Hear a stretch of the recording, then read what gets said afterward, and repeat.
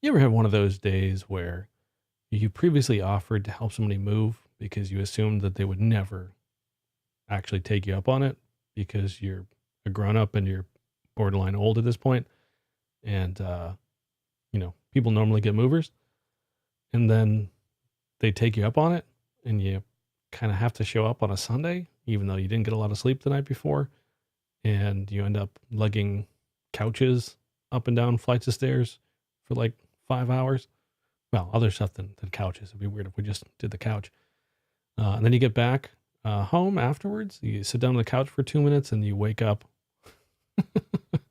like several hours later and realize that, oh man, I got to do a video for YouTube because it's Sunday, despite the fact that I'm super tired and want to put something out there. So if you have, you're kind of having the same day that I'm having. I am super tired. And it made me feel really old because I haven't helped anyone move in a really long time. And, just sort of just sort of sanity check on, what I am capable of doing on a regular basis. So I wanted to make a video about the idea that tech is a young person's game, right? And the reason for that is a couple different things, right? So one, I turned 40 recently, doing, the moving kind of stuff, maybe, think about the fact that I'm getting a little bit older. And also just sort of the stuff going on with Boeing. I know this is sort of a weird tie-in. And just the sort of idea that it's a good idea to kind of emphasize to people who are getting into tech that it has a relatively finite lifetime in terms of your career. So generally kind of what happens is something that looks more or less like this, right? So your career is going to start off, right? So let's say we start and we're about, 20-ish, right? We'll just say 20. You're going to start at a fairly low salary, right? So let's say your salary is 35K. I'm going to put down 35K because that's basically what I started off with at, my first technology job. Now, it may or may not be a little bit higher than that. I haven't really been looking at any level positions. I'm guessing it's probably higher than that for, a junior admin kind of position. I'm guessing it's probably like 40, 50 now. There's more people in the industry, but I was a little bit lucky. I was about 18 at the time, so I had a little bit of a jump start, and compared to my friends that were working in coffee shops and things like that, 35 was pretty good. So what you're going to see is your income is probably going to go like this, right? So somewhere around, 30-ish, but you're going to be making substantially more money, right? Like substantially. That's going to be all, you're really going to get into the meat of your career at this point. And, for me, I'm not going to get into the exact amounts of money that I was getting, but a few years after starting off at 35, let's say, I don't know, maybe 5 or 6 years, something like that, maybe 7 years, I was making into the low six figures, right? Now, the kind of stuff that I was doing was high-end Unix administration stuff, so automation, deployments, coding, things like that. So it's not going to be the same for everybody. But then I basically made, more or less around there for, the next 10 years or so, right?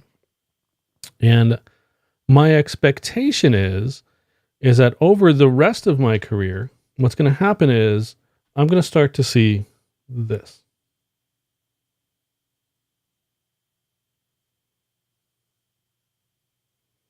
Right.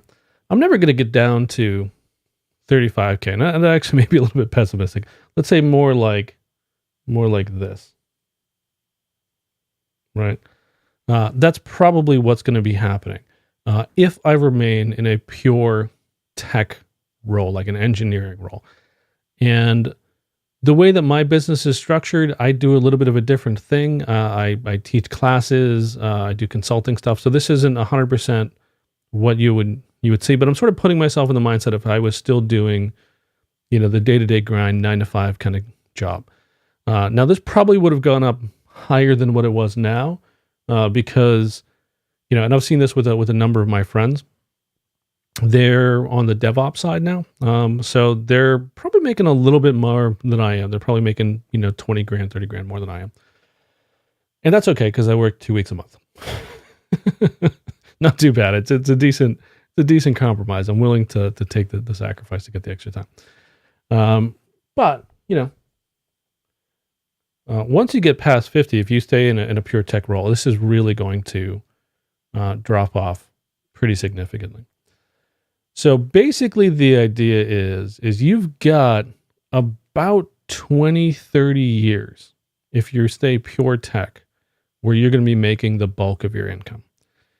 And you don't necessarily know what the future is going to lead you to, right? So the industry may change drastically. In fact, it's almost guaranteed to change drastically in some form or fashion. So there's a possibility that you will not be making as much money as you hope down the road.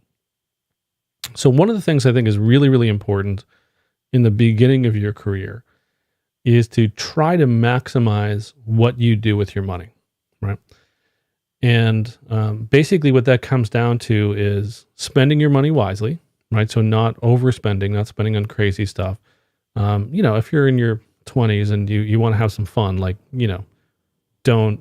don't be crazy and just eat like ramen noodle and lentil soup every night. You can go out to nice restaurants and you can have a decent car and all that kind of stuff. But you want to do is you want to make sure that your money is doing stuff for you, because early on, right, if you can get the ball rolling fairly quickly on your investments, that can pay a really, really, really big difference. So I know that this isn't necessarily like pure tech stuff, but it's a good thing to kind of be aware of. So I'm not going to give you financial advice, right? I'm going to tell you some of the things and some of the thinking that I have. And if you choose to implement those things on your own, that's entirely up to you. What I would recommend that you do is you do a bunch of research. You talk to people, you pretend to invest money, you use some fake strategies, and then you use very, very conservative stuff to kind of begin with while you're sort of figuring this stuff out, right? So basically my recommendation, the thing that I did, and that's worked out fairly well to me, is fairly early on, I got started with index funds.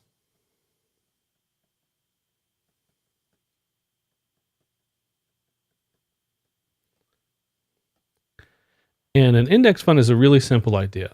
It's sort of like a mutual fund, but a mutual fund, a person tries to go manage that. So they're going to go figure out what the best possible strategy is to invest this money. At least that's the theory, right? But the fact of the matter is that they usually have a lot of fees associated with them. And just because somebody has done well in the past doesn't necessarily mean that they're going to do well in the future, right? You could have people pick stocks on a coin flip, right? You take 100 people and they flip a coin on the first stock that they invest in. Half the people, it goes up, right? Half the people, it goes down, right? So just sort of assuming that, they pick different stocks, right? 50% chance if this is just random, right? So do that a couple times. The people who, don't do well, they sort of fall out of the industry. And then you continue doing that. Even if it's completely random coin flips, some of those people are going to have an incredible track record, right? A very, very, very small number, but they're going to have an incredible track record where every single time they picked a stock, it did really, really well. And it can give the appearance that they have some incredible wisdom, incredible insight that other people don't have when it comes to investing in the stock market. And that could be true, but it also might not be, right? So mutual funds, in my opinion, especially given the fees and the fact that you don't necessarily know if the past predictors of someone's choices on how to go invest money are really going to affect their future investments, I tend to stay away from mutual funds. Index funds are an unmanaged funds. So they don't try to go pick the best stocks. They just pick all of the stocks, right? So they buy, a certain percentage of all of the stocks. And the one that I typically do is the S&P 500. And then a couple other stocks. I do Norway, basically the Norwegian index funds, because they're the most educated population in the world. And I thought that was a good thing. So that seemed like that would be good for their investment. So I use them as sort of a hedge, but I have the bulk of my money in the S&P 500. So that's where I put most of my money. So the idea is if you go ahead and you start investing when you're young, that can make a really, really, really big difference. Time is on your side if you're young, and it can make a dramatic difference in terms of how much money you have. So one of the things you can go do is to try to get the seed money quickly. So if you're new in your career, and I know a lot of the folks who are looking at this channel are new in their career, one of the things that you might consider is, let's say that you're 20, right? So you're 20, you're just graduating college, you have the option to go move out and get a place and get a job, right? What you might consider doing, right, even if you're going to work in tech, just because it's a lot more acceptable to do this when you're young, is instead of going and moving out to an apartment, move home. Right, move back in with your parents. I know that's a tough sell, but you don't necessarily need to go do this for a long time. Just basically take the money that you would normally apply to rent, right? And then one of the things you want to go do is, let's say normally you'd be paying $1,000 a month for rent, right? So you take $6,000, right? Basically saving up for, the first 6 months. And then this becomes the start of your oh shit fund, right? And then what you go ahead and do is you take the other $6,000 and you go put this into stocks, right? So this is going to get the ball rolling, and that can make a really, really big difference. So one of the kind of little programs that I wrote way, way, way back in the day, and that I still have kicking around, is this guy over here. So this is just interest.pl. Let me see if I can make this a little bit bigger. Right. And it's a very, very, very, very simple script, right? So it starts off, how much money do you have in the bank, right? Then we basically have the number interest, right? We have the starting amount, which is your bank. So we just save that, format that so it's nice and pretty. And then how much money you're going to go put in a month. So in this case, I put $500. And then you basically just figure out, what is that times 12. That gives you a yearly amount. And then the rate of interest that you're going to go get. And then basically the time that, we're looking at, right? So then we have a loop. We go, basically through the first year to our last year, well, less than or equal to time. And then our interest is going to be basically the amount in our bank times the rate. And then we're going to go ahead and take the bank, and we're going to go add the bank plus the interest. And I wrote this fairly simplistically just so it's easy to read. You could make this, more straightforward. And then bank is basically equal to the bank plus the yearly amount. And then we go ahead and kind of continue doing this, right? So no interest is basically, so we can have that by comparison, right? And then we just go through it, and we basically just sort of format stuff, and we print it out. That's basically all this is, right? So if we go look at this, right, we have starting amount of $1, interest rate is 6%, additions per year is going to be $6,000. In this case, we get 20 years. We're going to go ahead and make $220,000, and $100,000 worth of that is interest, right? So obviously interest is a really big deal. So let's go change this so that we can go ahead and make this a little bit more similar to what we were talking about before. So if we start off with $6,000, right, and then we go ahead and run this again, right? You can see that we're starting off with $6,000, and now we've bumped this up to $239,000, right? So that's, basically another $19,000 just from that 16 that we started off with. If we assume that we're going to go till 50 and we have more than 20 years, so we're starting off at 20, we're going to 50, that's going to be 30 years, right? Now this is going to make a really big difference. We can go ahead and run this again, and we can go ahead and see that basically now we're up to $500,000. That's pretty significant. So especially given that with the kind of income that you make in tech, there's a really good chance that you can go ahead and buy a house, right? So a house is also going to be a form of investment. Now, it's not an investment that you're really going to look at, or at least you shouldn't expect to make a huge amount of money on in interest, right? But compared to taking money and just giving it to somebody else for rent, right? If you get to go keep that, then later on that's something that you can go ahead and sell. You're basically creating equity in your house. You can go add that to it, right? So that's pretty interesting. So another thing that you could go ahead and think about doing is if we go ahead and stay at home for a little bit longer, right? So we've got our $6,000 from our first year, right? And then maybe we can go ahead and do this for, another year, maybe 2, right? What we can go ahead and do is we can get enough for a small down payment, right? So if we take, $6,000 and we add that to $12,000, right, for a year, that's probably gonna be a little bit more than that because, you can go ahead and take this money and you can go put that in the bank. You can get building interest on it for the first, couple of years. We can go ahead and take this money, and what you can go ahead and do, and this is one of those things where I really, really wish I did this when I was younger, and I had a friend of mine that did, and it was just like, it makes a massive, massive, massive difference.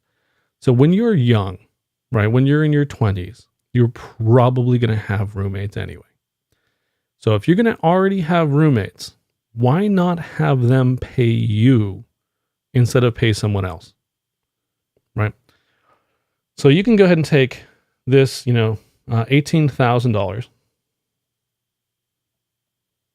and you can go ahead and use that potentially as the start on a down payment for a house, right? So depends on where you do it, but I think the recommended is you want to go ahead and have 20%. So if you are living in an area where you can get a place for, $180,000, you might be able to get away with 10%, or you might be able to talk to your parents if you're lucky enough, something like that, and ask them for a loan, right? And they could help you potentially match that. So if you could get this up to, 20%, now you can potentially buy a house. And it doesn't need to necessarily be a great house, because if you compare that to the kind of, apartment that you're going to get when you're, 23, 24, it's probably not going to be super, super nice anyway. So this could be in a little bit less affluent area. This might be somewhere that's a little bit, not as fancy. But now we're going to go ahead and have this potentially get you some real estate, right?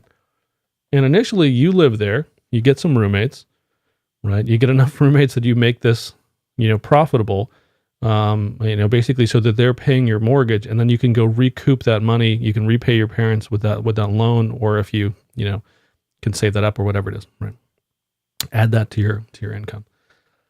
So I think if you do those kind of things and you start off with, you're going to be building this nest egg, right? That's going to be useful for later on down the road.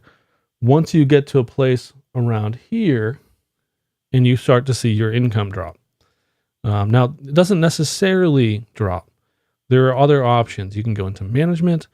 You could switch careers. There's a number of sort of different routes that you can go ahead and take. That doesn't necessarily mean that you're going to lose income, but a lot of people do, right? So if you're pure tech and you want to stay in pure tech, usually you're not going to be making as much money as you were.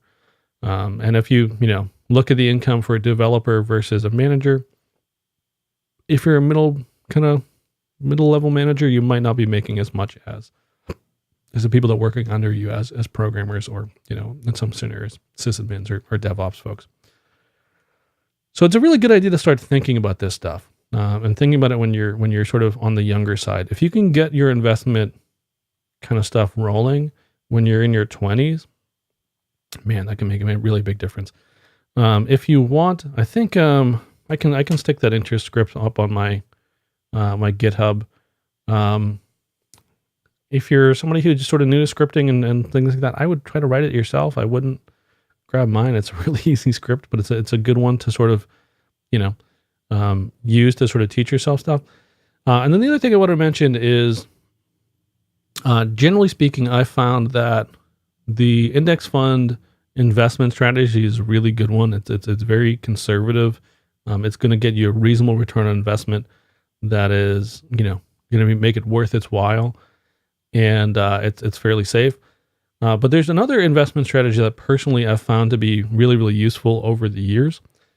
And the reason why I'm bringing it up is because this whole thing with Boeing and the major recall of their planes reminded me of it, because I decided to go ahead and spend some money on buying some Boeing stock, which might be a little bit counterintuitive. But this is a strategy that I've used over the years. And with anything like this, I don't put a huge amount of money into it, but I put enough that I'm okay if I lose some of it, right? If it doesn't actually work out super, super well, but enough that it will get me some return on investment, right? So the idea is I look for very solid companies that have been around for a really long time and have a stellar reputation, right? And the kind of one of the first ones that I did this with is Toyota. So in Toyota, now this was a number of years ago, but they had some major recalls back in the day. And this was around 2009, where they had a major recall of just, I think it was, I forget the number that they mentioned it here, but I think it was like 1.6 million cars got recalled or something like that because of an issue with the brakes where they like wouldn't stop, which is generally a bad thing when it comes to brakes. And this was in 2009. Now, 2008 was the recession, right? So if you go look at this graph, where my mouse is over here, well, I guess you can't see that. If you go look at this graph, make this a little bit bigger, right? We can go ahead and see over here on the left-hand side where that really big sort of, major kind of peak is, or a major kind of valley is. That's the recall, right? So part of that you can attribute to the overall economy, the recession in 2008. And then you can also sort of say that, all right, for 2009, the stock just crashed, right? And that was because of the recall. There's a lot of really bad news about Toyota. But Toyota is a really good company. They've been around for a really long time, and they make very good, very popular cars. So I bought Toyota in 2009. And I didn't put a huge amount of money into it. I think I probably made, I don't know, I can't remember exactly what I bought, but I bought either like $1,000 or $5,000. Usually the increments that I'll do with something like this. And I found that to be a very good strategy. And you can go look for these kind of things, right? So another one that I did was Volkswagen, and with Boeing, I bought some stock in Boeing. And the idea is as long as they're really good companies that have been around for a long time, they will take a beating for maybe a year or two. And if they're a really good company, they're going to go fix that problem. So, this is good with with executive scandals, right? It can be that sometimes. It can be good with, a particular product that goes bad in sort of an unusual way. Samsung, for example, when their phone started blowing up, right? But Samsung's a really good company. No, but they were just getting a lot of really bad press. So generally, my recommendation, no, actually, I shouldn't say recommendation because I financial advice and stuff like that. The thing I do myself that you could also choose to do is have a fairly conservative stock strategy, right? And then on top of that, very occasionally, when you see a specific event that you think is going to be affecting a good, solid company, you put a bet on that, right? So you keep some cash fluid to go ahead and invest in those kind of things. There's a whole bunch of different places that you can go ahead and look at more information on investing and sort of, kind of career stuff. The two that sort of come to mind are the Motley Fool. Right. And I think they charge for some of it, but a lot of the material is free. It's just at fool.com.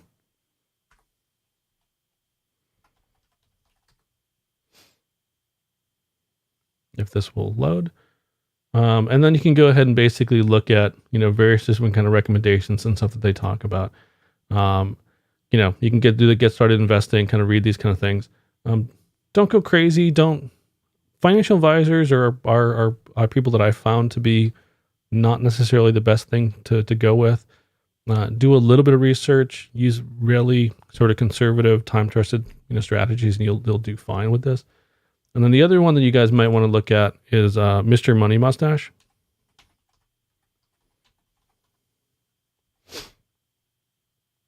And if you go to that website, MrMoneyMustache.com, it basically talks about, various different things you can go ahead and do to help invest, but it sort of focuses also on having a lifestyle that is frugal, right? Where you're not going to be spending a lot of money so that you can, keep more of this, invest it, and then potentially, try to retire early, I think is the idea with Mr. Money Mustache. So that's the video for for today. I hope that's useful for you guys. I'm super tired, so I didn't have the brain power, the neurons to go ahead and think about a particularly difficult tech topic. But I figured that investing and money is something that everybody cares about, and that's something that might be useful to you guys. So thank you guys so much for watching. If you're new to the channel, go down below and subscribe. There'll be more videos on IT career, Linux, BSD, DevOps, site reliability kind of stuff. And yeah, thank you guys so much for watching. I'll see you guys on Wednesday, and I am going to go pass the heck out. Take care. Bye.